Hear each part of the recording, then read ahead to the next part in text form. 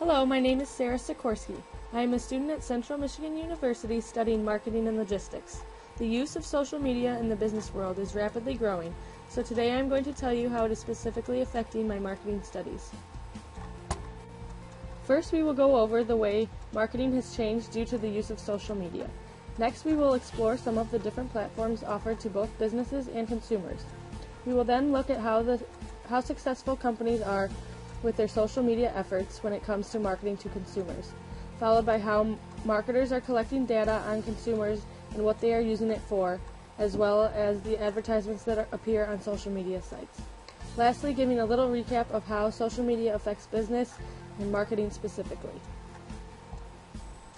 Over the years, along with large marketing campaigns, companies have heavily depended on word-of-mouth marketing in order to get brand recognition as well as creating a strong brand name and loyalty from their customers. According to Business Times magazine, word-of-mouth marketing has received a technology makeover, and it's called social media. It is hands down the most powerful tool that any business owner can use to engage customers and drive revenue growth. However, most businesses cannot figure out how to maximize its full potential. They can start off by looking at all platforms out there and determining which is the best fit for what they want out of a social media campaign.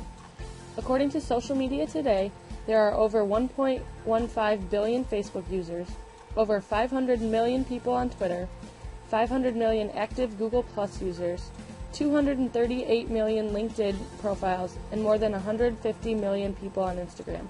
The huge customer base within these channels allows for companies to reach a wide variety of their customers.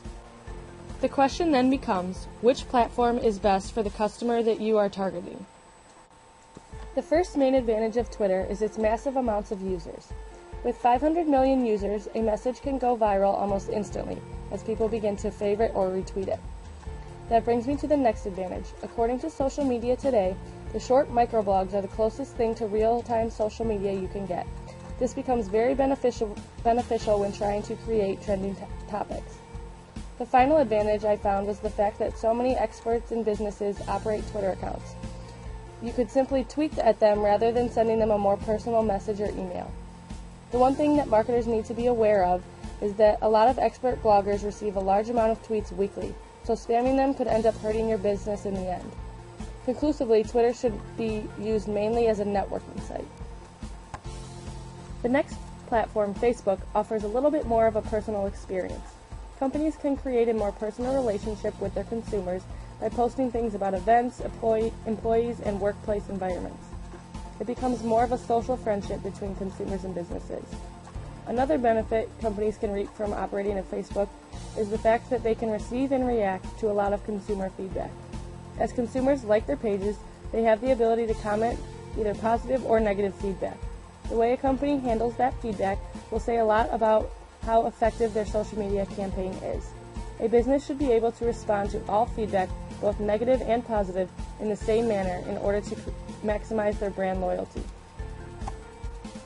Google+, unlike Twitter and Facebook, is an integrated platform. It connects all Google services including Gmail, YouTube, Google Drive, and Google Search. This integration allows for businesses to get their message out to all Google users. This integration also allows special hashtags or posts to show up on Google Search if they are trending. Another unique feature Google+ has is called Hangouts on Air. This is a free video conferencing that allows an unlimited amount of people to join. This could be great for companies to broadcast events or live stream big announcements. Like Facebook and Twitter, you do have a friend or follower base. However, on Google+, they are known as circles. These circles allow for active sharing between friends and acquaintances over all of Google's services. Instagram is a little bit different than Facebook, Twitter, and Google+. It is still the sharing of data, but this social media platform limits its data to photographs. Instagram, like Snapchat and Tumblr, are directed more at the younger generations. So if that is who a company is targeting, it is important that they know that they need to be successful on those types of sites, not just Facebook and Twitter. The final platform is unlike the other ones. LinkedIn is all about professional networking. It is a site filled with millions of professional profiles. These profiles can be for consumers, businesses, or recruiters for businesses.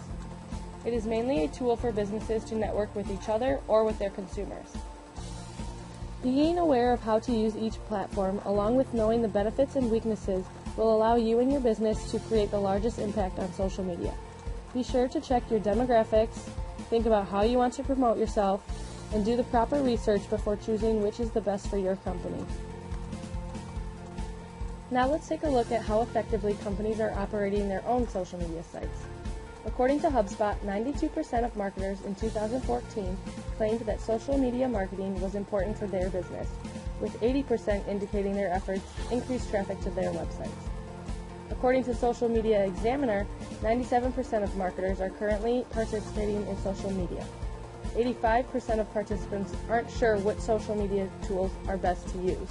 These numbers go back to what we just went over in choosing a platform. With 85% of customers involved in social media not knowing which tool is best, it is very crucial to do the proper research in order to choose what tool best fits the company's objectives. After proper research, once a company does finally choose which is the best social media path for them, it is critical that they follow something known as the 80-20 rule. This rule says that 80% of your tweets or posts should be about your consumers, and the other 20% should be about your actual business. It is essential to make sure that the 80% is worthwhile content that your consumers will want to share, not just you spamming them to get your name out there. The final topic we are going to discuss is the topic of data collection through social media sites. Social media data collecting refers to all forms of data collected on social media. Social data related to an individual is extracted from their social profiles, posts, and different forms of activities. This data is often very personal to an individual. Some of the things that are collected are their interests, their activities, and even their Facebook likes. Fun fact, the Facebook like button is pressed 2.7 billion times every day across the web, revealing what people care about. And finally, the last thing that is collected is even the location data, from when people are checking into different places. This is all stored and sold to companies so they can better market to their consumers. According to Business Insider, social networks are making significant investments in putting this data to work to deliver personalized content and help advertisers hyper-target users. And like other consumers, I'm guessing this has you a little freaked out and asking yourself, when did I give anyone permission to store all that data? Here is the answer. As soon as you click, I agree to the terms and conditions, you are agreeing to give Facebook, Twitter, etc. permission to track your data and sell it to marketing companies. Why do you think, after browsing for a new phone online, there is now a suggestion that you like Samsung's page on Facebook? As creepy as some consumers may find this, they need to realize it is keeping our economy going. If social media sites weren't selling your interests or demographics to companies, those companies would not be able to come up with these awesome marketing strategies that in turn get you to buy their products. So today we went over what social media means to marketers, then we went over some of the platforms that are available and some pros and cons of each.